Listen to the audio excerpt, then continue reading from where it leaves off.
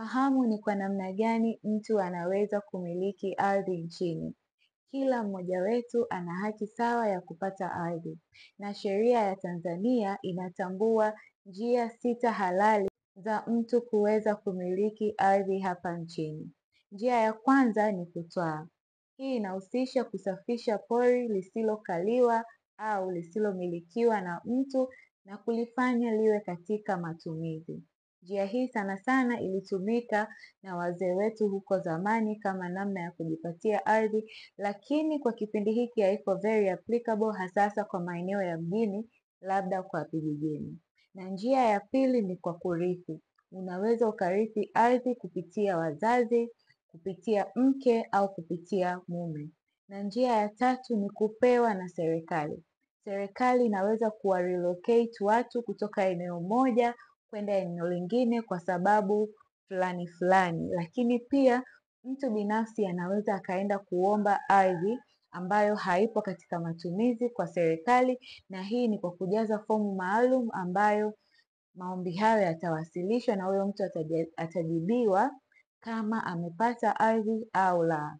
Na njia ya 4 ni kupewa zawadi. Unaweza ukapewa zawadi na mtu binafsi, unaweza ukapewa zawadi na shirika au na kampuni, lakini ili hii njia iweze kutambulika kabisa, lazima uwe una hati miliki ambayo inasoma kwa jina lako. Yaani unavyopewa zawadi upewe na hati miliki inayosoma jina lako. Hii ni njia nyingine ambayo unaweza ukajipatia ardhi hapa nchini.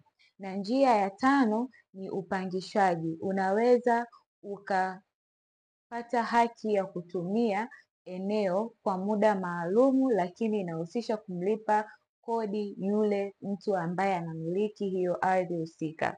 Kwa hiyo matumizi yako yanakuwa ni kwa kipindi fulani, labda miaka 5 au 10, na njia hii haikupi haki sawa kama zile njia nyingine, unapata haki pungufu kidogo na yule mmiliki.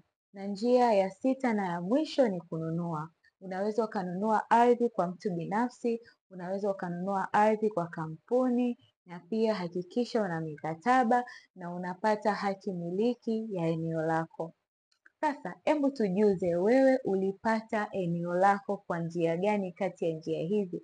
Share na sisi tuweze kujifunza, na kwa content nyingine kama hizi za elimu kuhusu ardhi na real estate kwa ujumla, follow page yetu na share huu ujumbe na watu wengine waweze kujifunza na kutambua njia gani wanaweza wakamiliki ardhi hapa nchini. This is Genesis and this is Real Estate Easy Tips.